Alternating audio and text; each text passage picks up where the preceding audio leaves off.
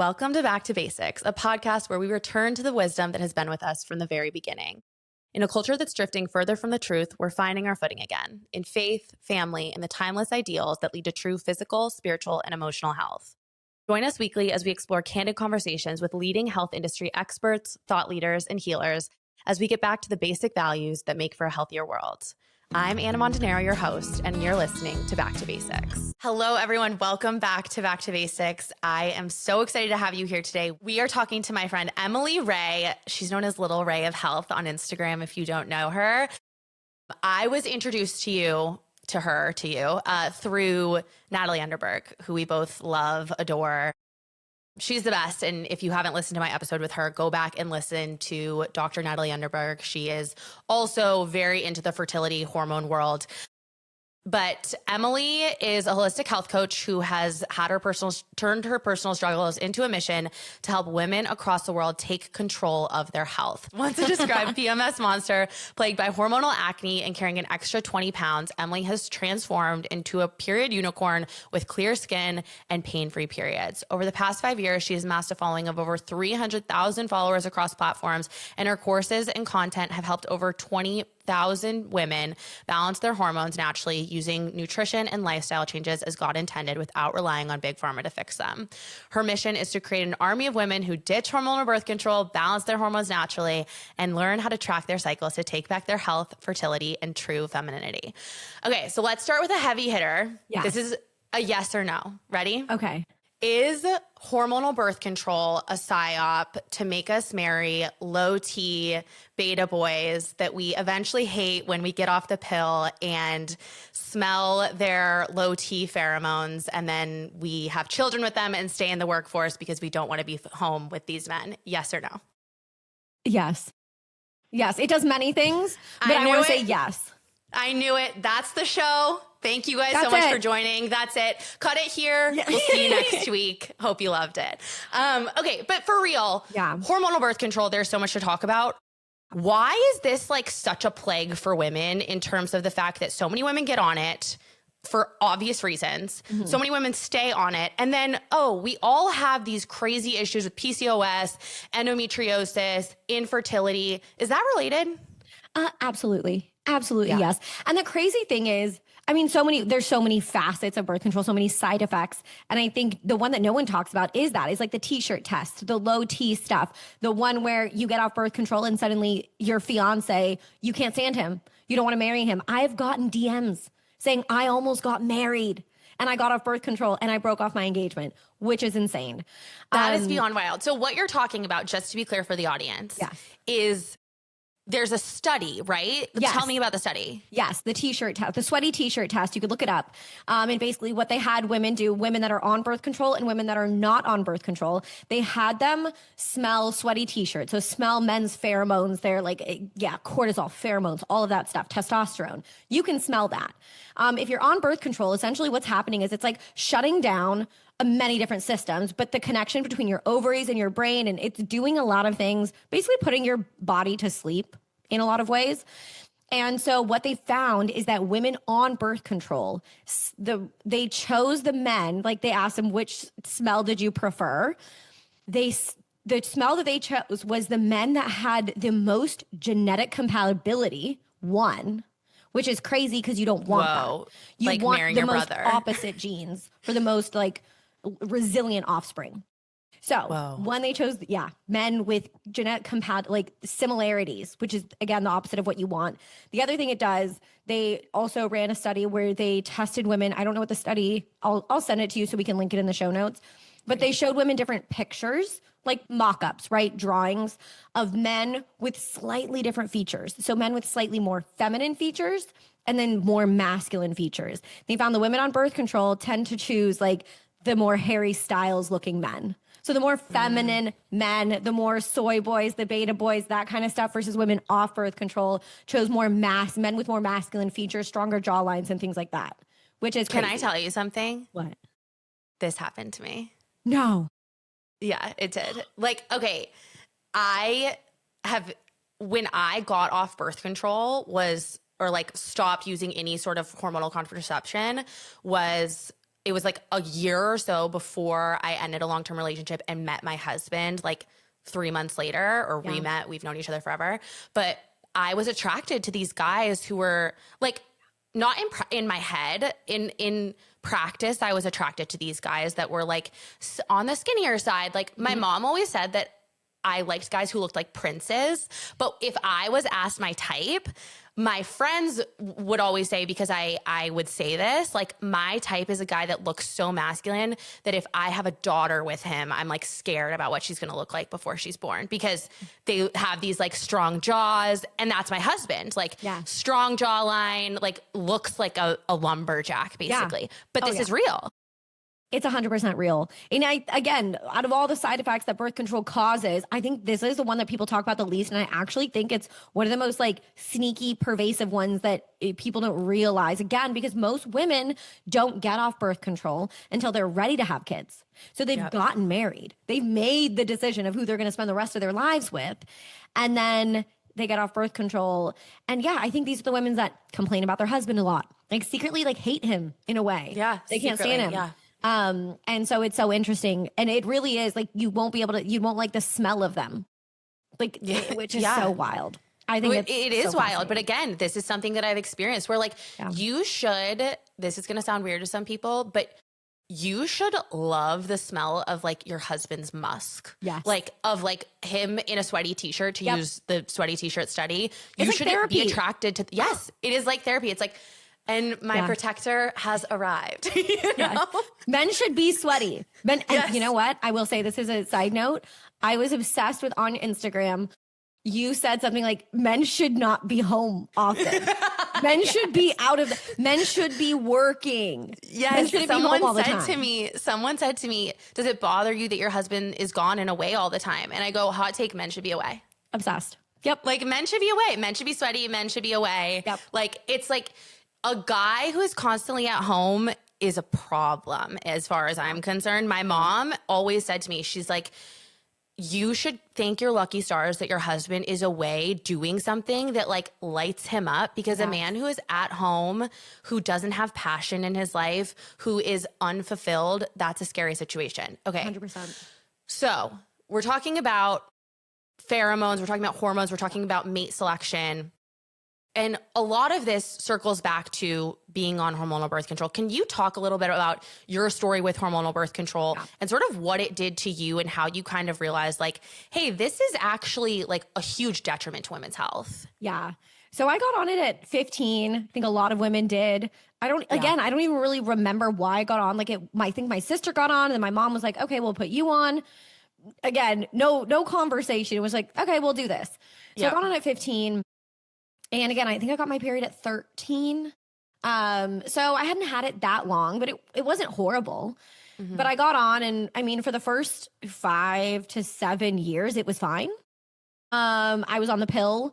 And then when I was about 22 is when things started to backfire hardcore all of a sudden. And I was becoming a health coach at the time, but my health was the worst it had ever been. Classic. Everything was just starting to like collapse in on me.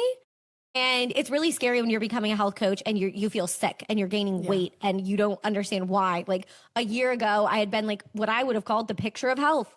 And then all of a sudden, everything started to change. I started to like gain weight rapidly for no reason. I did also have a brief stint with veganism. So that'll part do of it. Same. Which really messed me up. Like add that with the hormone issues, and it took years for me to get myself back. But I was gaining weight. I had cellulite like in my stomach. I had acne. I had the worst mood swings. And I also like, I remember looking at my partner at the time, and I didn't feel anything. Like I loved him, but I didn't want him to touch me. I didn't want, like, I was like, don't look at me. Like I felt nothing. And that was the most terrifying thing, like feeling nothing. And so I went to the doctor, and she was like, that's normal. That's normal. Women have lower sex drives. Women have blah, blah, blah. And I was like, okay, I don't feel normal. So then she's like, we can switch you to a different birth control. So then I did this Goldilocks situation where I tried to find the perfect one for me. And I went on 3 different ones over the course of a year, because they tell you, we'll give it 3 months, give it 3 months to settle in. And by the third one, which I think was I had the IUD also. I got that taken out because that was horrible. I tried the Terrible. ring again, did the whole thing. And then the final one, I was like borderline suicidal.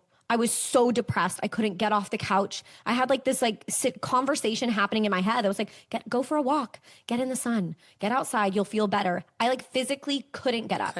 Yeah. And it was terrifying. And at the time I was in college, I had finals. Like I was like, I can't feel this way. And so as terrified as I was to get off birth control, because I didn't know how to track my cycle, then I didn't know the other options. I didn't want to get pregnant. I was 22. I was like, well, anything's better than this. Like anything is better than feeling this way. So I got off cold turkey. Like after I talked to my doctor, she was like, well, this is, you can try a different one. I was like, you'll never see You're me. like, I'm off. Yeah, literally. I'm out. Bye. I'll fix it myself. I was also, Yeah. I had gut issues. Like I went gluten-free, dairy-free at the time. Like I did this whole insane overhaul where I just quit everything. Yeah. And back then, no one talked about it. Like, again, this was like almost 10 years ago. No one was talking about gluten-free. No one was talking about anything like that. So I didn't really know. Yeah. But so I got off birth control. And at first, things got a little bit worse. I got acne. Like, I didn't know what I was doing. I didn't have a plan. I didn't know how to detox. Like, I didn't know any of those things yet. So I took matters in my own hands. It took me a while, about a year, to kind of balance my hormones, I would say. And it took me probably a year and a half to 2 years to lose the full 20 pounds. I think it was really like a lot of thyroid issues and things like that. So slowly but surely that got better. And then I made it my mission. And I was like, okay, I'm a health coach now. This is what, no one was there to help me. So I'll become who I needed. And so that's when I started my one-on-one program and then group program. And now I have a course. But yeah, I had to basically go through hell to get here, but I've said it like I'd do it again. I'd do it again to get here. Absolutely. And I think that a lot of people who end up in this space, in the wellness space, it's because of what you're talking about. There's always this like mountain that they have to climb with their own health. They learn so much. They become a sort of like practitioner of what they do on themselves, and then they bring it out to the world. So I feel like I completely agree with you. I would go through all of my health trials and tribulations 1,000 times over if it meant that I got to this spot. So how did your period sort of regulate and come back?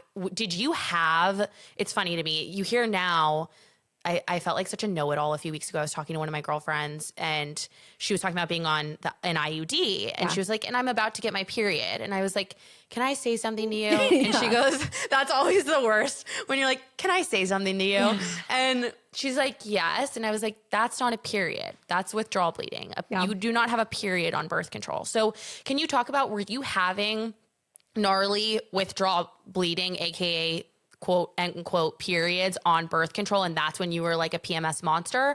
Or did that happen after you got off? No, it was even on birth control. So yeah, that is the crazy thing. Because in the comments, whenever I talk smack about birth control, I used to teeter on the fence. Do whatever's right for you. No, get off birth control. It's the worst thing to happen to women, I think, ever. And that's the hill I'm going to die on. I'm not fence sitting anymore. I think it's horrible and toxic. Again, black box warning, whatever. But the crazy thing is, when I was on it, I did have horrible periods, withdrawal bleed. So yeah, it's not a period because you don't have a cycle. You don't have a cycle. You're not ovulating. So you're not getting a real period. The little sugar pills, you're basically getting a withdrawal bleed. On the IUD, it is a little different because at first you will get kind of a period, which there technically is no withdrawal because it's a constant stream of hormones, but you still get something, but you're not ovulating at least with the hormonal IUD. With the copper IUD, that's a whole other thing. You are ovulating. Oh my gosh. It's a whole abortion. Holy Spirit activate if we have to have that conversation because it's terrible. Keep going. Yeah, no. It's like, and when I found that out, I was like, why is no one talking about this? Because everyone thinks the copper IUD is better. And it's not. It's not. It's worse in so many ways. And in fact, the women I talk to that have had the worst experience, it's usually the copper IUD. Because studies show us now that what it's meant to do is inflame the uterus so that nothing can stick, right? So that nothing can implant. What happens is that inflammation is not localized. It spreads throughout the entire body. Copper toxicity, also a big issue. So yeah, my periods were horrible on birth control. So I was like, what's the point if this isn't helping me? Yeah. So yeah, it is a withdrawal bleed. It's not a real period. I get so many comments that are like, birth control saved my life. It regulated my period. And I was like, I'm going to hold your hand when I say this. Period. Yeah. Okay, so let's talk about that, because I feel like something that we hear about all the time these days is like, I have PCOS. I went to the doctor and they told me the only way to heal your PCOS is to go on birth control. Yep. Does that heal your PCOS? No, birth control doesn't heal anything. It doesn't Right. regulate anything. It doesn't fix anything. It shuts everything down. It puts it all to sleep. So that's why you're not having symptoms, because it's just shut down. It's flat. Your hormones are flatlined. So you don't have a cycle. You don't have, like, people are like, can I track my phases? I'm like, you don't have phases when you're on birth control. That's just the way it is. So it's just, yeah, it's crazy. And I can't believe, I mean, I can believe it now, knowing what I know about the medical system and the Western, all of that. But it just makes me so sad. I mean, I still talk to women to this day that are like, I thought I could get pregnant any day of the month. I'm like, oh. Geez. And if that is women's empowerment, shame on us as a culture. Not knowing your body to that degree is what we call being empowered women. That's disgusting. Same. It's insane. And like the fact that that has been sold to us as empowerment, has been sold to us as this thing that's going to give us the capacity to be a multifaceted woman and do all the things that men do. It's like, sorry, that's not possible. We're not ever going to be that. And if you think medicating your way to it is even an option, there's a lot of side effects that come with that. So something that I think about a lot, and point me in the right direction here if I'm in the wrong one, is it seems like everybody has PCOS now. Every single person has PCOS. And I had symptoms of it at one point. Right. I just, again, didn't go to a doctor because I don't trust them. I go to like naturopaths now and chiropractors and all that fun stuff. Yeah, all the women, I have PCOS. I got diagnosed with PCOS. Did they do an ultrasound? Did they find cysts? Because it's called polycystic ovarian. I actually just talked to my friend the other day. She's been trying to conceive for like 6 months and her doctor told her she has PCOS. I said, okay, and your cyst? She goes, they couldn't find any. I go, then what the heck are they doing? Diagnosing you with something called polycystic ovarian syndrome. Yeah. That's insane. So yeah, I think women are overdiagnosed. I think they're misdiagnosed. I think it's just Western medicine, they check off symptoms. They go, oh, this sounds right. You have PCOS. And there's no cure for PCOS. But I have so many clients, hundreds of clients that have reversed their symptoms. They live symptom free. It's an inflammatory response. I mean, I think most things are just an inflammatory response. I don't really believe in diagnoses for the most part. Yeah. But yeah, I think also in a way it pacifies women. It gives them an answer. It gives them like, oh, okay, I have this diagnosis. I can stop looking. I can stop trying. They told me birth control is my only option. They told me I can't cure it. Like, I can't heal it. This is it. Yeah, I'm going to say a hot take. Yeah, and all of the things.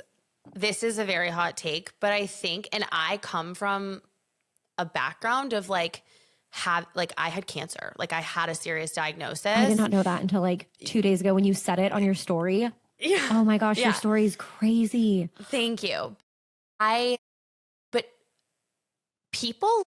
some people, not everybody, but some people like to have a diagnosis. They like to have it because I understand, like you said, it pacifies them. It gives them an answer, but it also gives them, people are going to roast me for this. It gives them an excuse.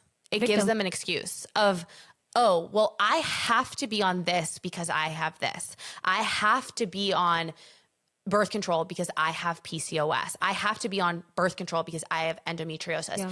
And I get it. I understand wanting to have answers. I understand it's exhausting to go through the medical system the way that it's set up, especially in the United States. It is fighting tooth and nail every single day for being heard, being advocated for. You have to be an expert on all of the things.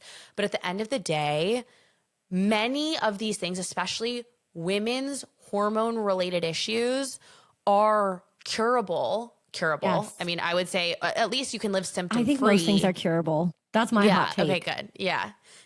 But I agree. But you can live symptom-free through natural means that also don't have all of the side effects of something like hormonal birth control. Am I right? 100%. And that's again, if I talk about birth control, usually ends up on the wrong side of the internet. of like Yeah. the birth control worshipers, which I'm like, oh, this isn't for you. And they comment and they're like, I would bleed out if it wasn't for birth control. I'm like, first of all, you have a provider that's lazy. You have a lazy, uninformed, naive or ignorant doctor. And again, I think doctors most of them want to do good most of the time. They're just not given the right tools. I know there's like at least a 10-year lag time in like when things are discovered in medicine and when they get taught. So like we're always at least 10 years behind. But everything is for profit. Everything is for profit. And people are just too trusting. People are too trusting to people that want to make money off of them. Well, absolutely. But it's also a religion. I mean, my mom always says, she's like a super crunchy health nut and always has been. She always says people would rather change their religion than change their health lifestyle.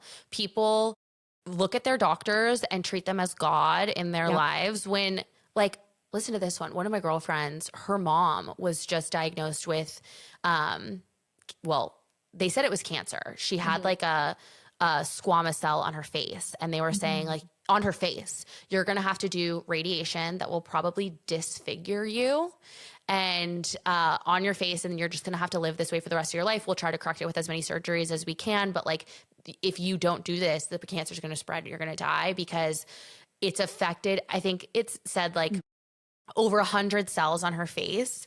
She goes and gets a second opinion, and they come back 3 days later and are like, actually, there is a massive typo in this write-up. It's not 100 cells on your face. It's 1. They wrote 2 zeros on accident. You don't need radiation at all. How insane is that? Oh my, no. But that's what I'm saying, where it's Also like the stress. I mean, even what happened to her in that week of not knowing. Beyond stressful. But again, it makes you like, if anyone comes away with anything from this episode, aside from get off hormonal birth control, let it be get a second opinion about every single medical thing you go through. Even cavities. Okay. Yeah. Yes. Even cavities. Yes. I couldn't tell you. I think it was my sister a couple years ago, and they were like, "You have 8 cavities." She went somewhere else. They were like, "You have 2." Yeah. And like, I'm not an expert. I'm not going to be like, well, yeah, let me take a look. I'll just be like, okay, sure. Yeah. It's crazy. Yeah, I completely agree. Okay, so I want to talk a little bit about side effects of hormonal birth control. We already touched on this, but I want to dive a little deeper, that people don't actually know are side effects of hormonal birth control, because we talked about the t-shirt study. I would say, to build on that, and you mentioned this with like not feeling anything from your partner, your libido is so flatlined on hormonal birth control. That is not normal. I said on my stories the other day, if you're not horny, you're not healthy. And Wait, people if you're not like, happy, hungry, or horny, you're not healthy. you're not healthy. We're the same. Oh my gosh. It's true. I love that. It's true. No, 100%. Yes. But people, like, I had hundreds of DMs from women being like, can you expand upon this? I'm like, not much to expand on, sister. If you're not horny, you're not healthy. If your man doesn't walk in the door and you want to have sex with him multiple times a week, we got a problem. 100%. So do you see that as, I mean, there are some women obviously like hormonally going through different times in your life, postpartum, breastfeeding, things change. But when you're on hormonal birth control, would you say that that's a side effect of hormonal birth control that people don't know about? Low. They say low. I'm like, how about non-existent? How about nothing? How about like literally negative? I was like, don't even look at me. Don't even look at me. Yeah. And it's so sad. It's such a scary feeling. You feel broken. You feel like kind of dead inside. And then again, to have my doctor be like, well, that's normal. I'm like, is this the rest of my life? Because I can't do it. Well, for so many women, and that's why we see so many unhappy marriages partly. Yeah.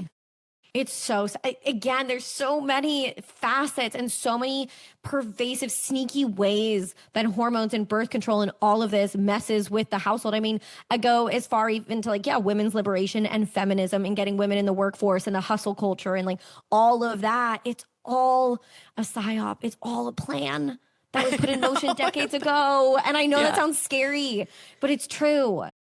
No, well, it's real. It's also, again, it's not empowerment. Empowerment is knowing your body. Empowerment is feeling like a woman, feeling like a woman. And I know that is the fact that that's a controversial statement in the world that we live in says a lot. But I think like if you do not wake up and feel energized and feel enthused and feel, like you said, healthy, happy, what'd you say? Happy, hungry, and horny. Hungry, horny.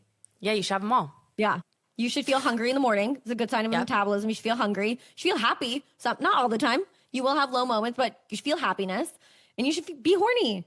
Yeah. Like those 3 markers are so important. Again, like people think, I got to go, I'll get all these labs done. Not really.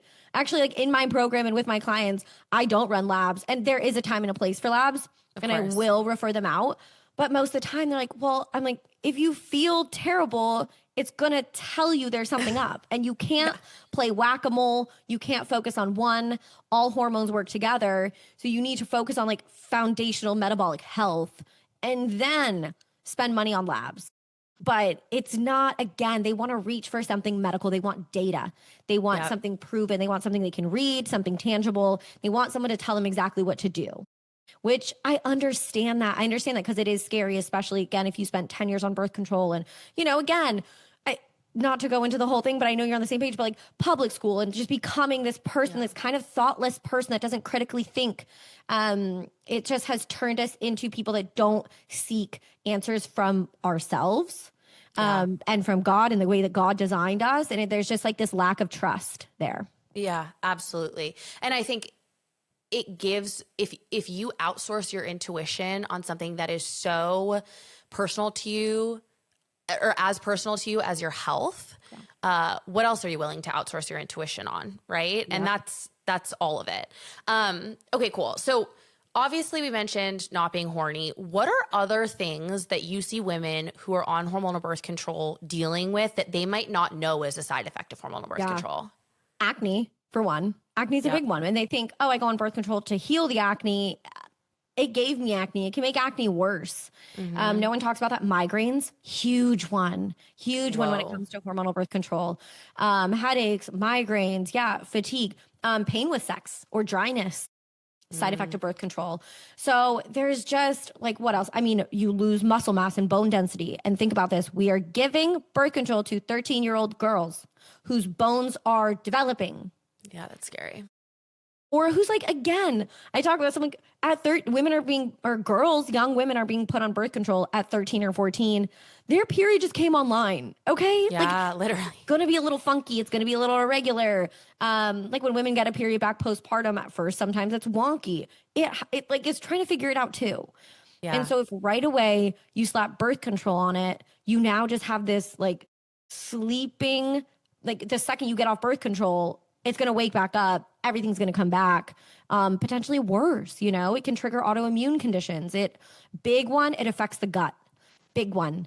And women, I think it's something like women are 70% more likely to have anxiety or depression or be also on an SSRI in conjunction with birth control. So if you're on birth control, you're 70% more likely, pretty sure it's 70%, okay, guys, to be on an SSRI or anxiety or antidepressant medication, which is... And then that concoction, like that messes with your sex drive. That messes with so many things. Yeah, good luck. Now we're just cocktailing things that we have no idea the long-term effects of. Yeah. So, okay, let's say a woman comes to you. She's ready to get off hormonal birth control, but she's worried about things like, you know, like you just said, it's often sold to us as, hey, this is going to pacify your acne. It's going to make you not gain weight. This is going to like basically be the little pill that makes your life better in every single way. Yep. And it could not be further from the truth. But obviously, like you mentioned, when you got off birth control, things got a little bit worse before they got better. What can that look like for women? And how long does it usually take for things to get better? So for me, again, because I had no plan, I didn't know what I was doing. I just got off. It was a little wonky for a client. If she were to come to me, Emily, what do I do? First, follow again, like an anti-inflammatory diet. Okay. Like you're eating red meat. Usually I recommend, especially if they dealt with acne, like to be gluten-free. I mean, always gluten-free, I think, with the exception of sourdough, but dairy-free at first. Butter, ghee, totally fine, but I usually have them cut out dairy at first in case, again, birth control depletes essential vitamins and minerals and nutrients and affects your gut. So if we're not sure the shape that your gut's in, I just say avoid dairy for now. have them avoid dairy, avoid gluten, and really work on, again, eating a protein-rich breakfast first thing in the morning. All these just foundational habits, drinking electrolytes. And then I also have them focus on like detox pathways. So like, are you going to the bathroom every day? Can you sauna? Are you sweating every day? How can we get these detox pathways going so that when you do get off birth control, I usually recommend after like a month of following something like that, get off. And then you're ensuring that you're getting rid of toxins. You can flush out the birth control versus getting off cold turkey, having no plan, and your body's like, I don't know what's going on, and you're freaking out. I felt super anxious after getting off too, like when my hormones were kind of ramping up. That was probably cortisol, all the things. I was intermittent fasting around this time. Like I was just doing all the wrong things. So I really did guinea pig it for everyone else, and I knew what not to do. And that's how I formed my protocol. But again, it's not crazy.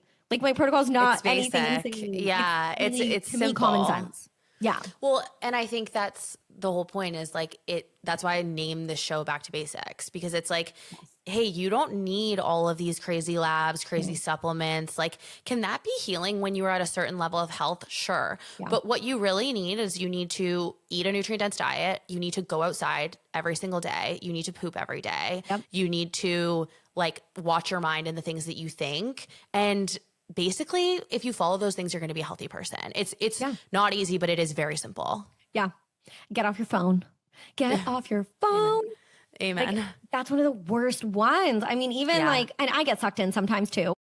Of course. And I start to feel weird, and that's when I know. Like when I start to want to crawl out of my skin, I'm like, okay, time to go touch grass. But yeah, like drinking bone broth. Like you don't need crazy gut health stuff. Drink bone broth on an empty stomach. Like eat collagen-rich meat. Eat meat off the bone. Eat stews. Eat, like it again. Yeah, think about how people lived 100 years ago. Do a little bit more like that. Avoid bright lights after dark. Like protect your melatonin. Just basic things. Yeah, back to basics. It's so good.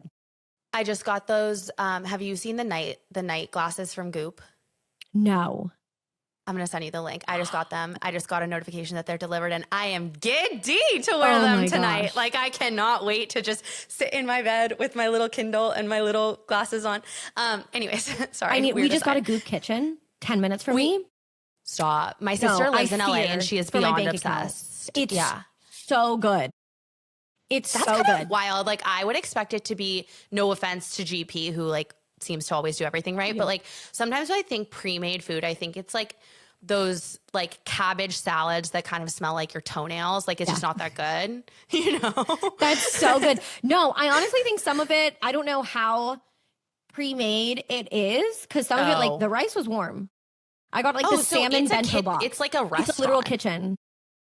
Whoa. I ordered on DoorDash, and I was like, I told my husband, I said, pray for me, because I'm going to order this probably twice a week from now on. Oh my gosh, that sounds delicious. Yeah, it was unreal. Okay, so we just talked about all the signs that like, hey, you might be on birth control or you might not, but either way, you're hormonally unhealthy. Yeah. Aside from horniness, which we've already talked about, what are some things that are signs that you are hormonally healthy? Yeah, this is a good one. So, I mean, having an appetite in the morning. I'm not saying ravenous, because if you're ravenous, there's probably something else going on, but you should feel hungry within an hour or so of waking up. And this is something that I see women use as a badge of honor. Like, oh, I eat lunch. I don't feel hungry in the morning, so I don't eat breakfast. It is a badge of honor. Isn't that weird? I'm not hungry in the morning. It's like have you watched Desperate Housewives? Yes. It's like very Brie Van de Camp. Like, I'm not hungry in the morning. It's like, that's not good. No, literally.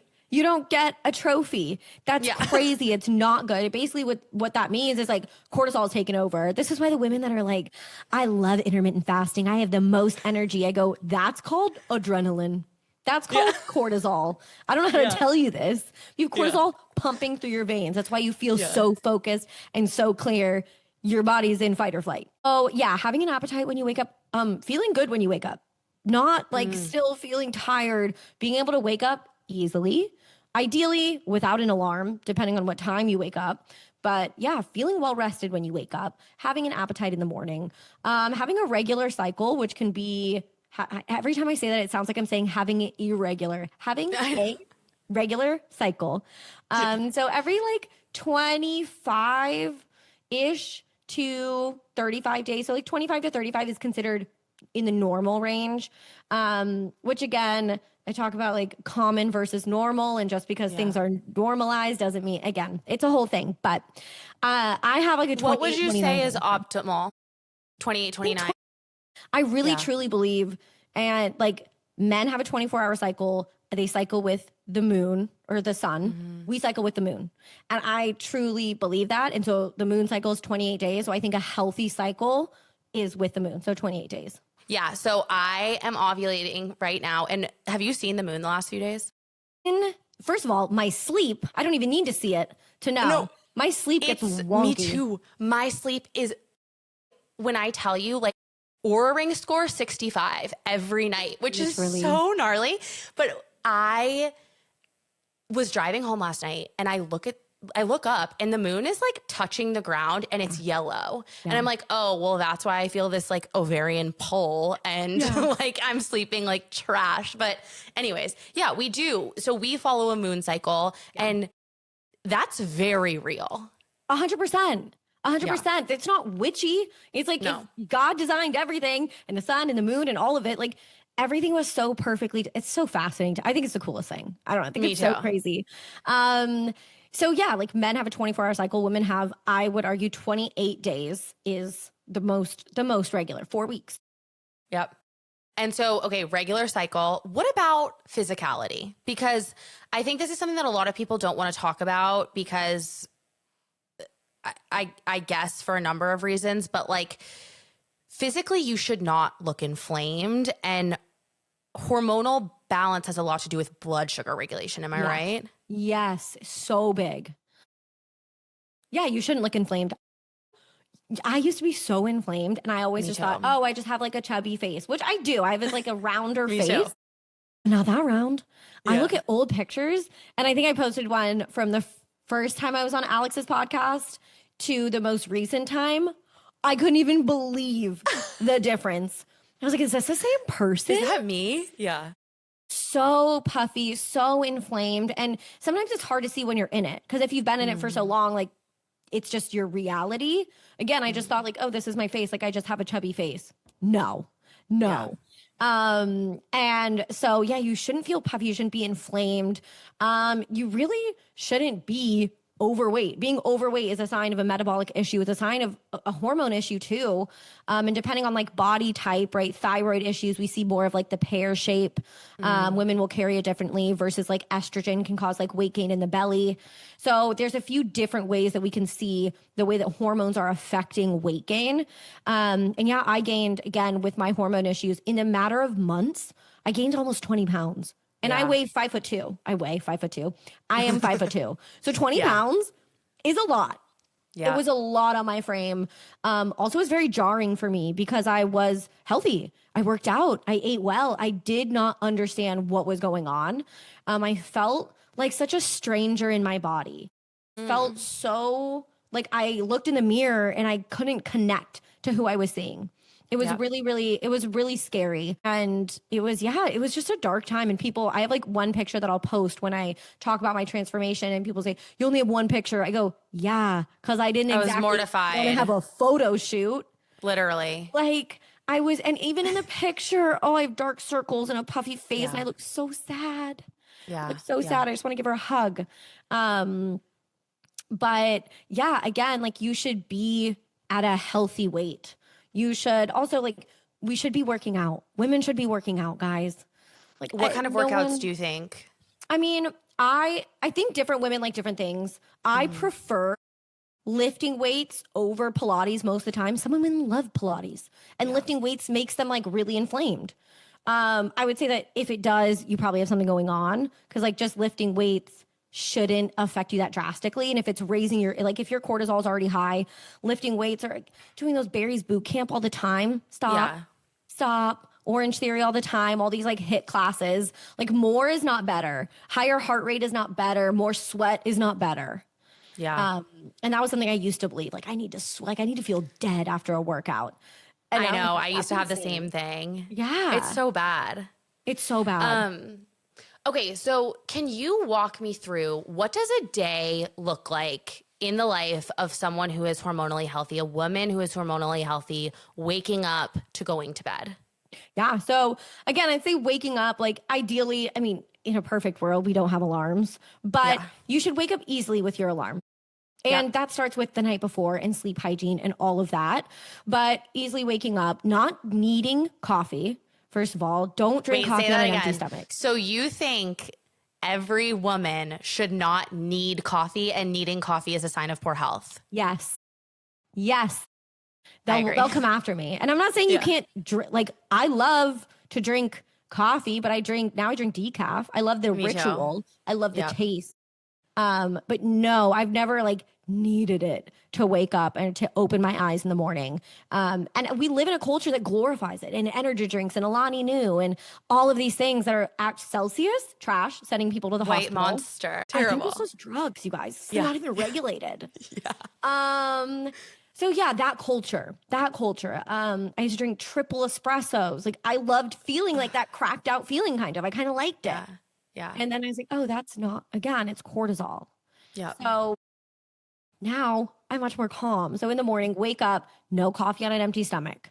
So a girlie who's hormonally healthy knows no coffee on an empty stomach. And I'm not saying you need a 3-course, continental breakfast, but like have something, yogurt, have a couple eggs.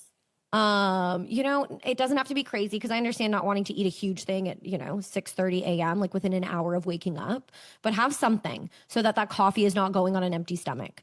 And I had protein to mine too, which I just mainly love the taste of it.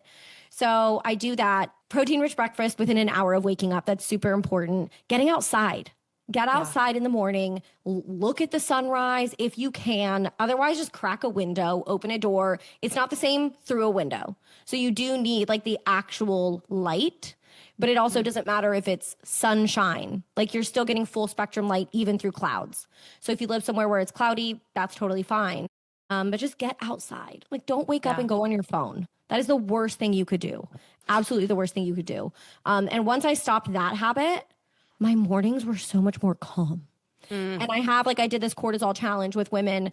And so many of them were like, I feel like my day is longer. Like, I feel like my morning is twice as long. I'm like, yeah, because you have a concept of time. When you're sitting here scrolling your phone, you have no concept of time. Zero. So it feels like time's moving faster, but it's not. You're just disassociating, essentially.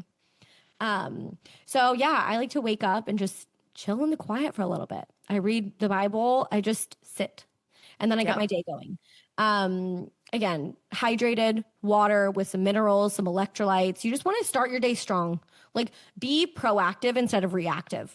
Versus sleeping in, you hit the alarm, you drink coffee, you're on the road, you're ramped up with cortisol. That's going to mess up your blood sugar. And so once you get in this like weird roller coaster of cortisol and blood sugar, your entire day is going to be messed up. Really. You're going to probably have cravings. You're going to have some kind of energy crash. So you're either going to have another sweet treat or you're going to have another coffee. It just affects everything. And so I always just make sure to eat regular meals at regular times and sit down for them. Okay. Not standing, not in a rush, not in your car, not watching something. Just sit and eat. It takes 10 minutes, really. I mean, it's not even that long if you don't make it. And it makes such a difference, especially even for gut health. If you're moving while you're eating, that signals to your body like, oh, we're not safe. So as often as we can, coming back to a place of safety, I think that's probably the most important thing when it comes to hormones, nervous system, balance hormones, and all of that is just, we're safe. We can sit here and we can eat. We're safe. Yeah. No one's coming after us. Yeah. No tiger is running at us. And then moving into like the afternoon, again, if you do have a big energy crash, it's probably blood sugar or you had too much coffee in the morning or you didn't have like a protein and fat rich lunch to tide you over to dinner. So I'd say if you're crashing in the afternoon, it's usually your adrenals. So you could go for like an adrenal mocktail or something like that, something just rich with minerals, some vitamin C. You can throw some collagen in it. I love the OG orange juice, coconut cream adrenal mocktail.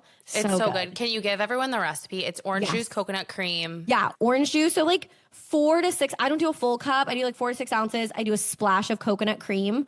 I throw in some collagen just for some protein. And then you can do cream of tartar is super high in potassium. So that's really good. So you throw a little cream of tartar and then I throw a little pinch of salt. And I mix that up. It literally tastes like an orange creamsicle, like from our childhood. Yeah, it's like an orange Julius. It's unreal. So I love that. If you're in a pinch, you can do coconut water, lime juice, and salt. That's another. That's like nature's Gatorade. Coconut water is super high in potassium as well, which is really good for your adrenals. And then dinner, I used to be an intermittent fasting girly. I loved it. I did it for way too long, wrecked my thyroid. And now I do circadian fasting. So eating with the sun, like eating after the sun comes up and then stop eating before it gets dark, which now that's 5 p.m., but I don't mind that. And dinner's at 3:30. No, I love literally. it. No. Yeah. I joke around because thank God my husband loves it too. But I joke around like the senior special, like we go to dinner at 5 p.m. and it's just us and like 65-year-olds, 70-year-olds. Yep. Early bird special. I love it. I love it. Yep. So yeah, eating dinner early. I mean, ideally, like I think the earlier the better. I usually do like 4:30, 5. And then I go for a walk. So walking after meals is really good for blood sugar, even just 10 minutes. Like it doesn't take a lot. If you don't want to go outside, like clean up your house, clean the kitchen, just get moving. Right. That does a lot. And then after dark, I really try to limit my light. Like no big lights anyways, but no big lights. I know it's crazy. My husband will be doing something before bed. He's in the closet, lights fully on. And he's like, hey, come look at this. I go, absolutely not. Yeah. I'm not going in there. Do you have a little candle light, Ebenezer Scrooge? Because if you don't have a candle light, I can't come in there. Yeah. So we have like the red bulbs. I have a salt lamp. We have a couple little Himalayan like salt lamp night lights. And I have like an actual red light.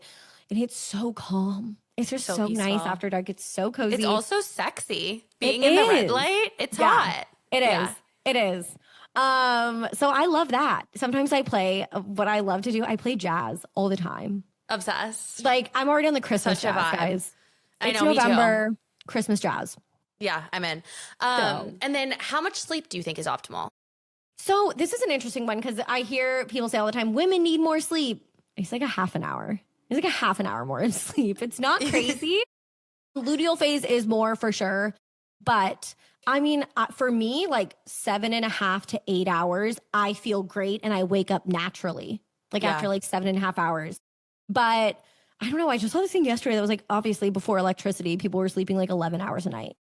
I mean, that makes complete sense. Because the lights go out. Exactly. It's like, what do we have to do now?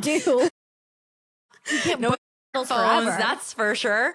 So interesting. I think between 7 to 8.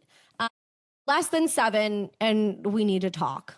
Yeah. I know. I feel like more than 9 consistently is not good either, though. Like there are oversleepers for sure. And I think the point is like between 7.5 to 9 hours, wake up when your body naturally wakes you up. Right. And that means that you are well rested. Yeah. Or people that are like, well, I go to sleep late. I'm like, but why? Yeah, because you're staring at a phone. You're scrolling. Your poor melatonin is like flatlined. Yeah, totally. So I think also people need more wind down time than they realize. Like doesn't matter where we go. Okay, we could be out tonight. We're going to a comedy show. We probably won't get home till 11. I still won't go to sleep till like midnight because I will come home. I'll chill. I'll take my makeup off. Shower. I'll read my Kindle. Yes. Yep. And then I'll go to bed. Agree. Yeah, I'm the same way. Because and my mom tells me I was that way since I was a baby. She's like, Emily, even as like a child, if you came home from a birthday party or anything, like you needed at least an hour. Like I didn't even try to put you to bed because you were too wound up and like overstimulated. I love it. Yeah. I feel like that wind down piece is something that people like. It is truly a practice that needs to be honed. No phone, no crazy lights. Like. Put your Goop glasses on, do your thing. It's like I can't wait. Really, I'm gonna get them. I have blue light blockers. You're gonna be obsessed. Anything GP does. I know it works. Okay, so what are some offenders in our homes and in our lives, aside from something like hormonal birth control, that maybe we're not thinking about that are impacting our hormones poorly? Yeah. I mean, the biggest one, lotions, things you put on your body, things you put on your skin, perfume, lotion, things like that. That's Wait, huge. you mean I shouldn't be using the cherry blossom lotion from Bath and Body Works? Warm vanilla sugar? Yeah, Don't take my warm vanilla sugar. Don't tell me this. Oh, sweet But pea? for real. Yeah. Wow. Remember yeah. like going into Bath and Body Works in 2008 and being assaulted with the smells and being like, this is so sick and I love it, and not Yes. realizing that like you were actually setting the bedrock for years of hormonal dysregulation. Oh yeah. Oh yeah. Lathering. What about Victoria's Secret? Like Love Spell, all the Victoria's Obsessed. Secret ones. Yep. Yeah. Or, oh my gosh, I was just in an Uber, multiple Ubers. We were in Vegas for Daniel's business trip. Some of the worst, like couldn't breathe, instant You gotta headaches, open- like eyes were watering because of the air fresheners inside of these Yeah. cars. You see a tree in a car, it's like, I gotta cancel And this. Daniel Uber. said, he goes, what do we think? He goes, what do you think like cancer rates for these like Uber drivers that are spending That's so much sad. time and Yeah. things like that? I'm like, oh, Yeah. I didn't even think about that. That is really sad. So or true. even like house cleaners and things like that. So that's another one. Like I think about these poor like cleaning ladies and people like that are constantly breathing in bleach and these toxic chemicals. Like we do have a house cleaner because I'm not a clean person. I'm really not. And that's fine. But I have her use all my stuff. Me too. So I do the have same like thing. all Branch Basic stuff. I have Yep. some of that Koala Eco. Koala Eco. Yeah. Beyond obsessed. Yes. Love those. Like I have their floor cleaner in my little Me like too. Swiffer thingy. So I Yep. have her use all of that. No bleach, no nothing. Like you don't need bleach. People think you need bleach to kill things. You don't need bleach. You don't. I also think like this stuff, I mean, the Koala Eco smells incredible, and it also works just as well, if not better. Yeah. And that's the thing. Like some of them I have tried some like dishwasher detergents or dish soap where I'm like, this doesn't Your dishes work. are cloudy for the next year. But it's a trade-off. It's a trade-off and it's a bit of a trial and error. But that's another huge one is cleaning products. So like things that you're exposed to almost every day are going to be the worst ones. But I think a bigger one is fabrics that we're wearing.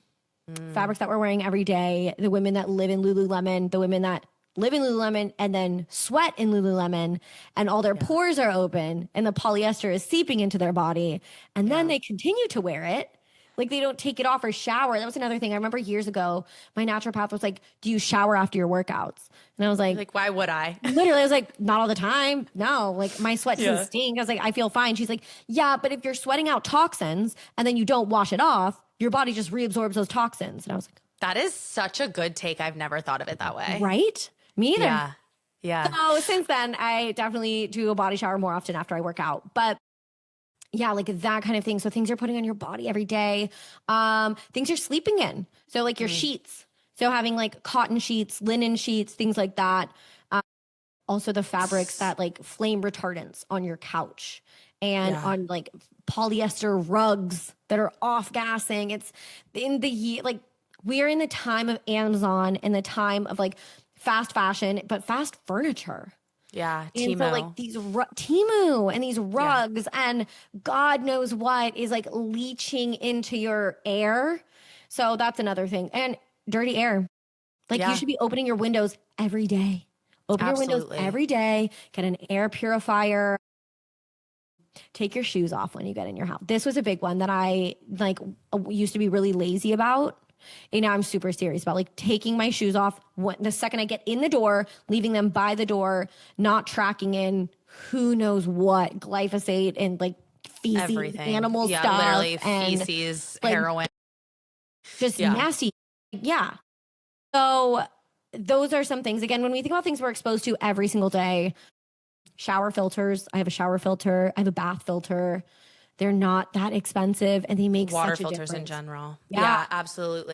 I mean, when who was it? Alex Jones said they're They're making putting the stuff in the frogs water. gay. They're turning the frogs The gay. atrazine. They literally are turning the frogs gay. I mean, atrazine is a real thing. It is in our water supply. It does feminize frogs. Yeah. And so we should all be filtering our water. at the bare minimum filtering your drinking water, but like definitely there's shower filters now that are cheap. The one that I love the most is like literally $32 on Amazon and it'll last you 9 months. Yeah. So, my bath filter, $20. Cause that's another exactly. thing. You need one on your shower, but you need one on your bath. Oh, definitely. But I think going back to the fabrics for a second, I completely agree about all of that. I also think like, I get it. I'm a fashion girly too. I love to look cute. I don't want to be wearing like a muumuu all the time. Yeah, like not Little House you know, on the Prairie vibes. It's yeah, not for I me. can't do the Little House on the Prairie vibes. But what I will say is at the bare minimum, wear 100% organic cotton underwear. Yes. Because your vagina and for your man too, like 100% organic cotton underwear. I like packed for women and nabs for men. Me too. Obsessed. But like and they're cute. They're very really cute. They're very cute. And they're not way more expensive than what you would get at Victoria's Secret. Like it's very comparable, but like that is such a vulnerable part of your body, and like having that exposed to terrible chemicals through the fabrics you're wearing is just no bueno. Yeah. So cover the most sensitive parts at the very least. Yes. Also, on that note, scented tampons, the devil's work. The devil's work. Scented tampons in general. That's another one. I don't use tampons anymore. I haven't. And whatever like pain or discomfort I even had, like soreness or pain, gone. Yeah. Gone. Because like you're putting something in your body. You're putting literally something inside you, a foreign object. Of course it's going to cause inflammation. Of course it's going to irritate your But I mean, the fact that scented tampons were, I assume they had to go through some sort of FDA approval process. For those to be FDA approved shows you how much regulators care about your health and specifically women's health in general, because that is a joke. It's horrific for you. No, it's literally disgusting. If you wouldn't spray perfume in yourself, don't put a scented tampon. I couldn't pay me. Okay, last question. If you could give 5 tangible takeaways for a woman who is trying to heal her hormones, 5 things that she can do, what are the 5 things? Oh, this is so good.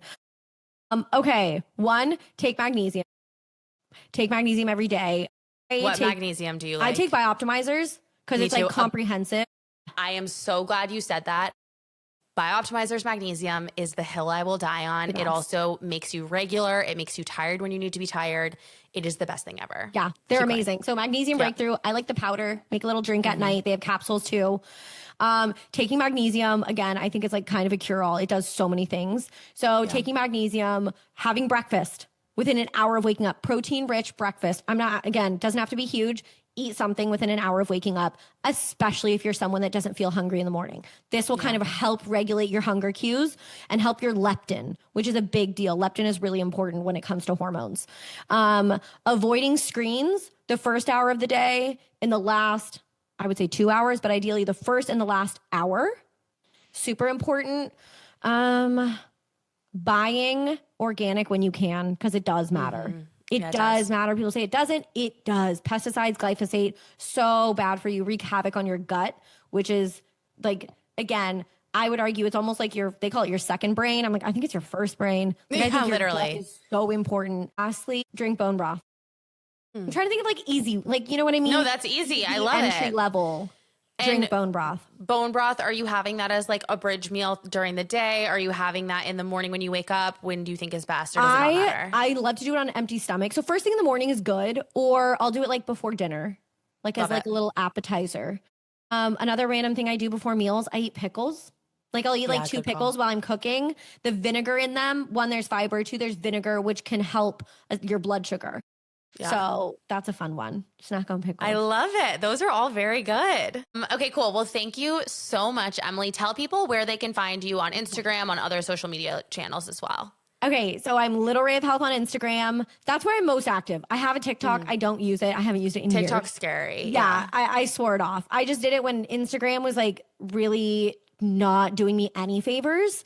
And then I grew on TikTok, and then I funneled people to Instagram. So Instagram is where I am more often than I'd like to be, but I'm always there, and I respond to all my DMs. I try to, but it is me.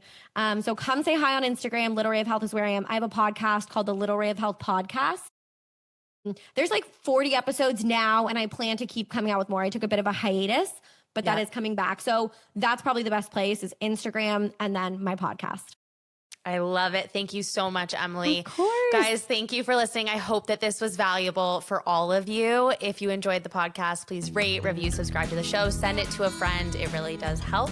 And we will see you next week for another episode.